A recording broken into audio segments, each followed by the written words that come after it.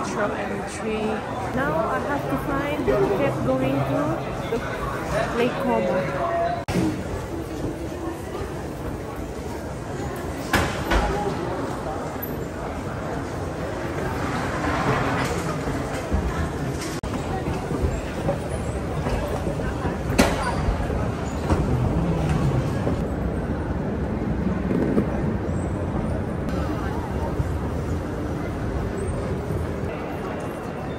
Attenzione, il treno in arrivo al binario 2, allontanarsi dalla linea gialla.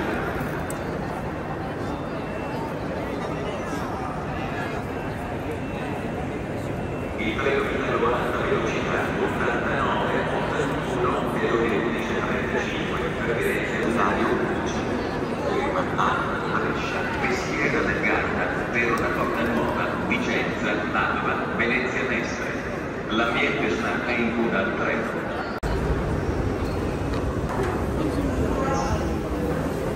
Informiamo che per lavori di manutenzione programmata.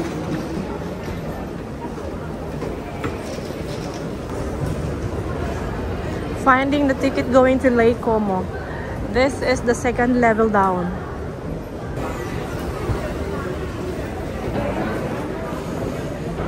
Here. Ito na siguro yun. Tickets. Italo.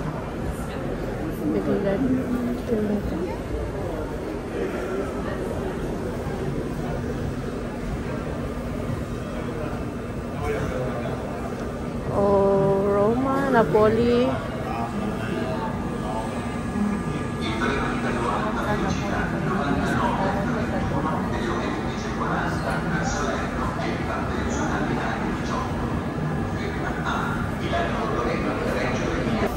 I will not use the machine because I don't understand. Hindi ko alam kung ano yung stop, anong city. Basta alam ko lang Lake Como, pero hindi ko alam anong city. Kaya hindi pwedeng mag-machine.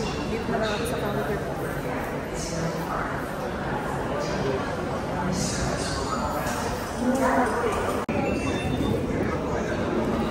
Kailangan ko i-analyze ang ticket ko kung saan ang platform. Milano, Como, Giovanni. Ang train ko ay Trenitalia. Trenitalia, Frecciarossa, Train 95.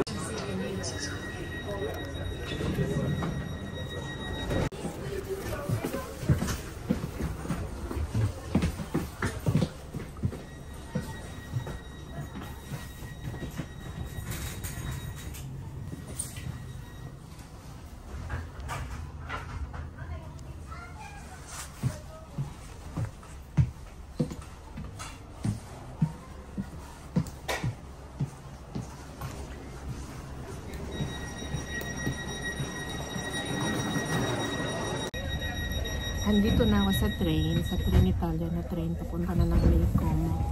Ang destination ko is from Milan Central Station at bababa ako ng Como is Giovanni Central. Como is Giovanni, hindi ko alam kung central ba ito. Sa Como is Giovanni Station.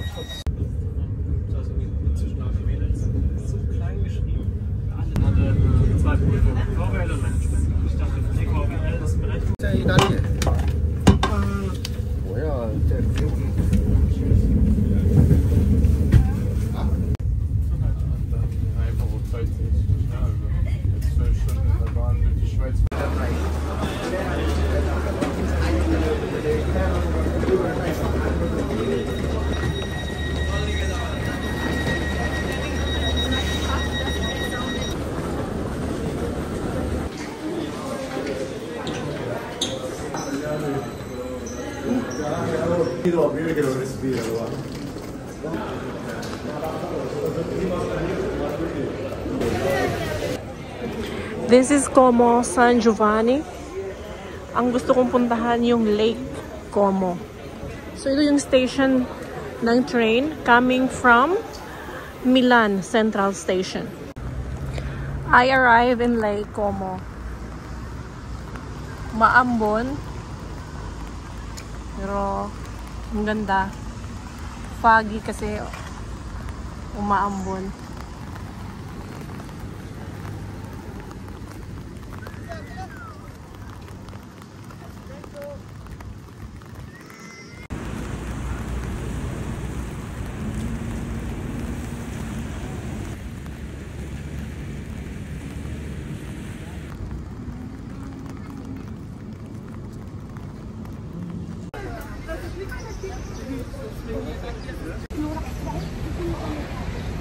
I just had a lunch dito overlooking sa Lake Como. So, biruin mo yun, when you say Lake Como, it's a beautiful place in Italy at pangarap kong mapuntahan, kaya kasama siya sa itinerary ko. So, nakikita ko siya sa Instagram, maganda ang lugar. Tapos, nag-lunch ako facing Lake Como. So, today is a dream come true. At ang mga video sa Instagram about Lake Como, na magaganda ang lugar, sinearch ko. Yun pala, ang Lake Como is napakalaki. Sakop yan ng iba't ibang city or iba't ibang lugar dito sa Italy. Akala ko yung mga magagandang village sa mga video ay pagdating mo nga sa Lake Como, yun na yun. Hindi pala. Merong ako nakitang video na 7 places in Lake Como na magaganda. Yun pala sa 7 hours away. Hindi pala. So sa Instagram Lake Como, magagandang lugar. Akala ko yun ay makikita ko. Hindi. Ito sa Como na malapit dun sa Como Station. Ito lang. Ayan. So pupunta na lang ako dun sa parang may island, may pier. Doon na lang ako. Tapos uwi na ako kasi umaambon.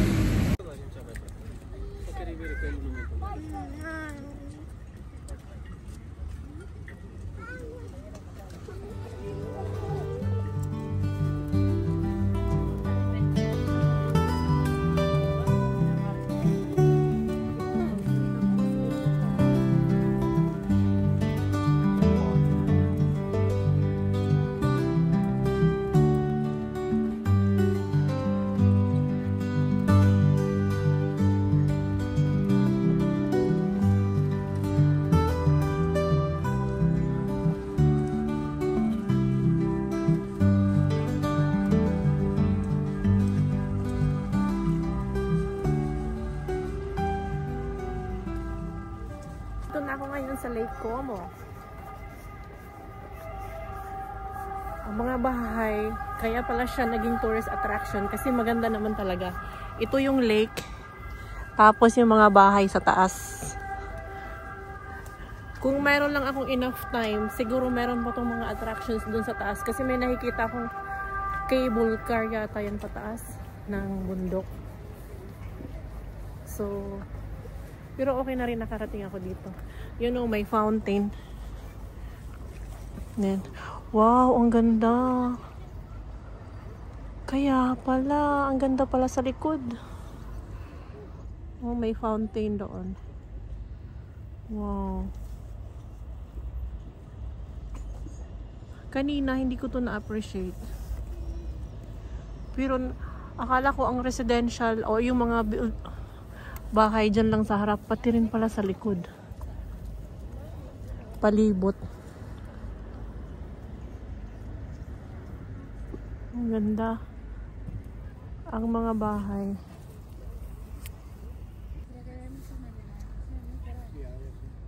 May mga infrastructure sa taas ng mountain.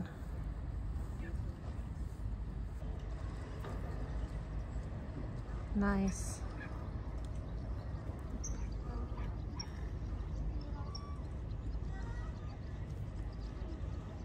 Parang cable car yan sa taas. Ganda.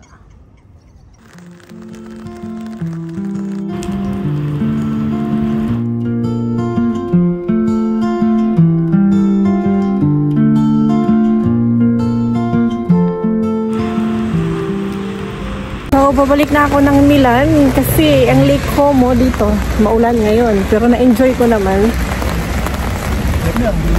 Na-enjoy ko naman kahit maulan. So ngayon 4:30 na ng hapon. From Lake Como is more than an hour pa. So 4:30.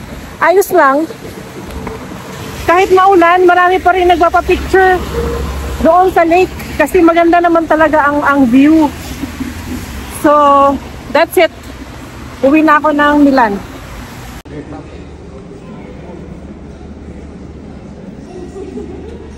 Fai attenzione ai borseggiatori. Se ti servono informazioni, rivolgiti esclusivamente al personale in divisa Trenitalia.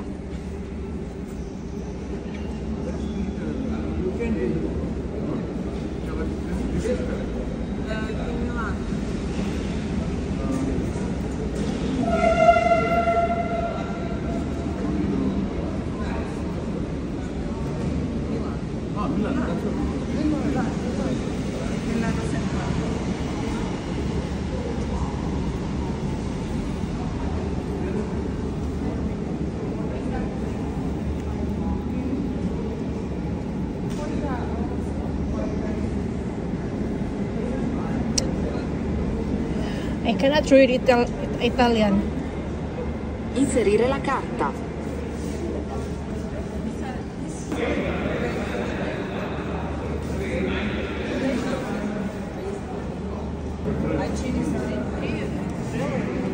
Ritira il biglietto.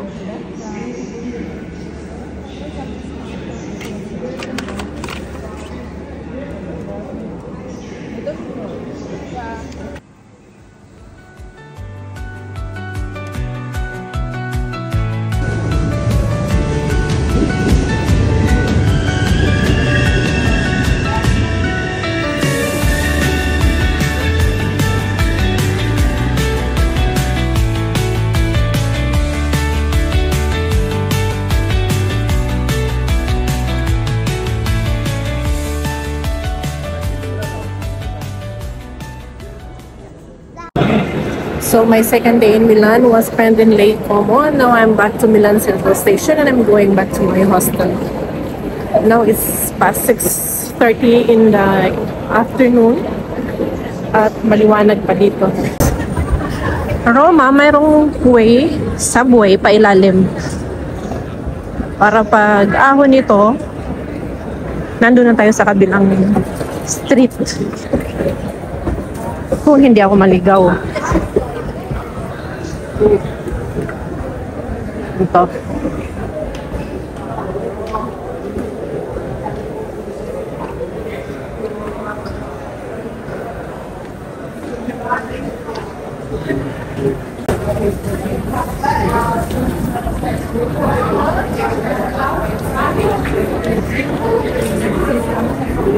Maraming pulis sa taas.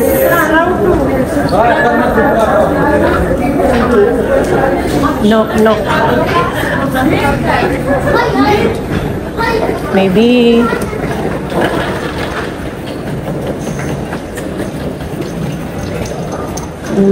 here. Let's try.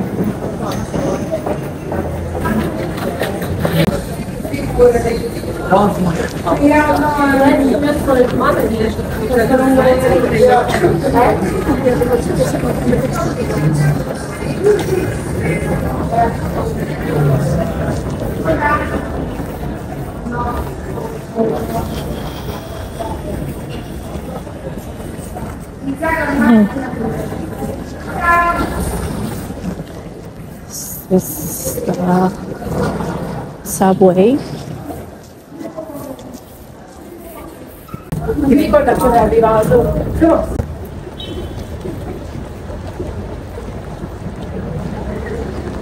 Oh, the central station over there. Centrale. Kasi dito pag patak ng 8 or 9 ng gabi, grabe, sarado na ang mga tindahan. Wala na mabilhan, tsaka tahimik na yung mga kalsada. Sa Milan, kahapon first day ko ay nabutan ako ng 8 o'clock. 8:30 ng gabi, magsasarado na yung mga tindahan. By 9 o'clock, wala na. Wala nang tao sa labas. Oh, mayroon pa naman naglalakad konti, pero I mean, yung mga tindahan sarado na. Maaga, 9 o'clock. Sarado yun ang mga establishments. Dito kasi nagsasarado ang mga stores before 9. So yan, padilim pa lang yan, mga 9. Yun pa lang ang pinaka-sunset. How much more kapag 11 o'clock? Kasi dito yata sa Europe, napansin ko, 11 o'clock yun ang pinaka-last na nila. Sarado na rin yun mga restaurant. Kasi after 9, meron pa naman mangilan-gilan na mga restaurant nag-serve ng dinner. Pero by 11 o'clock, wala na talaga. Closing na. Unlike sa Dubai na talagang 24 hours open. Halos. Tingin nga ako dito ng souvenirs.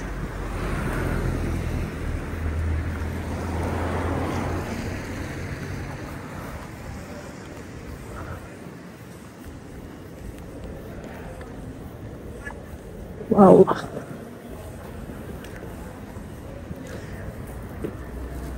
Milano.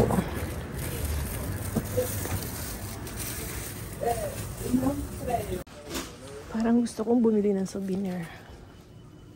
Italia. Mura dito. Yung mga keychain nila dito, €1.50. Doon sa kabila, kahapon, double ang presyo. Pero doon ako bumili. €3. Okay.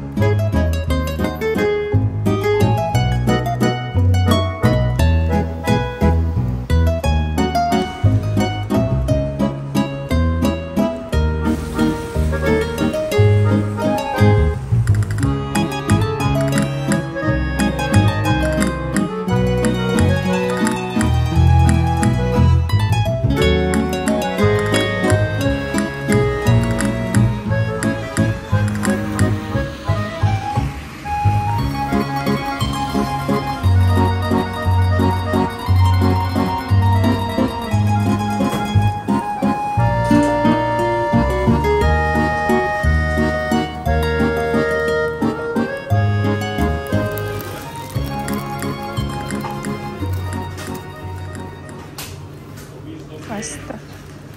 380.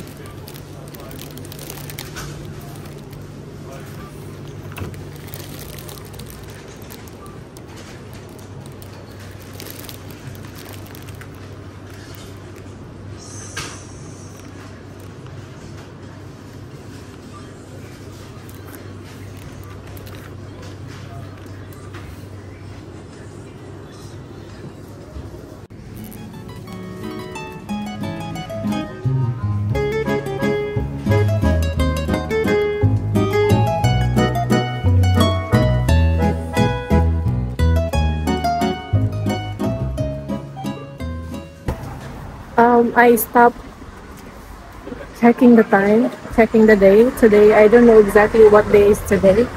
And also, I'm not checking the time. The last time I checked it was 12 noon when I was heading towards Lake Como. That was 12:30. So I was thinking, it's too late because it's 12:30 because I'm used of the life na kapag 12:30 na ng tanghali, parang ang bilis na, magiging gabi na agad. Pero dito parang ang dami nangyari sa araw na to. A lot of things happen. From 12:30 na for me it's too late. As from Dubai, it's too late. Pero dito 12:30 ako umalis. Tapos nakauwi ako ngayon na maliwanag pa. Very polite yung driver. Nagtambakan na yung mga sasakyan sa likod. Hindi talaga siya lumarga hanggat hindi ako nakatawid. So, 12:30 na ako nakaalis ng Milan. Punta ko ng Lake Como. That is around 50 kilometers away. Ang biyahe naman sa train, Trenitalia, is less than 1 hour. So, kumain ako doon. Chill-chill lang. Naglakad-lakad, sightseeing. Tapos habang kumakain, matagal ako kumain, nakaupo lang kasi umulan. And then after eating, naglakad-lakad. Ang tagal ko rin doon sa train station, naghintay. Kasi before 5 o'clock nandun na ako. Umalis yung train mga 5:36 na, almost 6. Tapos 6:20 na sa Milan na ako. Ano, parang ang daming nangyari sa konting oras. If I will count it, it's 12, 1, 2. It's almost 1. So 2, 3, 4, 5, 6. In 5 hours, parang na-enjoy ko. I'm not checking the time. Go on lang. Today may be Monday. This is my second day in Milan. So yeah. Where's my hostel? My hostel is here. And tomorrow I'm moving to Venice. mayroong mga tote bag. Ito yung hostel ko. Bumili ako ng food sa grocery kasi wala pang 10 euro. Meron na akong fresh na orange juice. Meron na akong dalawang klaseng food. May meat na may vegetable. Mga 9 euro lang. So, for me, mura na yon.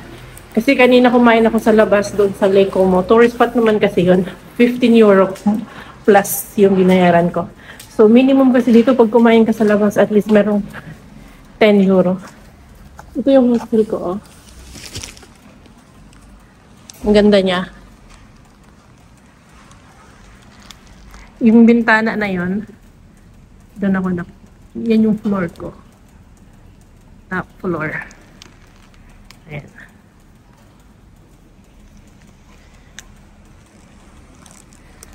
May tambayan sa labas kasi umuulan.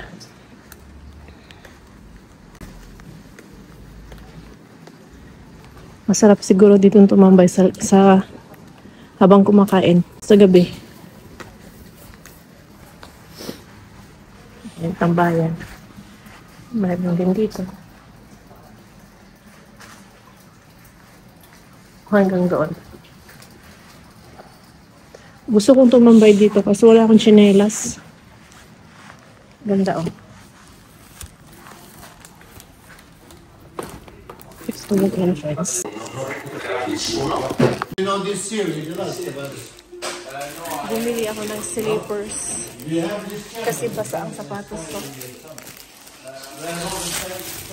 Black. Kasi kanina doon sa grocery, 3 euro lang to. Sa kanila, 4 euro. Dapat binili ko na lang yung sa grocery kanina pala. Anyways, sayang din. Basa kasi yung sapatos dahil sa ulan. Now, papasok tayo sa labas. Ito yung sinasabi na papasok tayo sa labas. Kasi ang room ay nasa labas. Ayan. Nasa labas ang room. Pagdating ko dito, first time, nagtaka ako bakit walang room sa loob. Dito sa labas.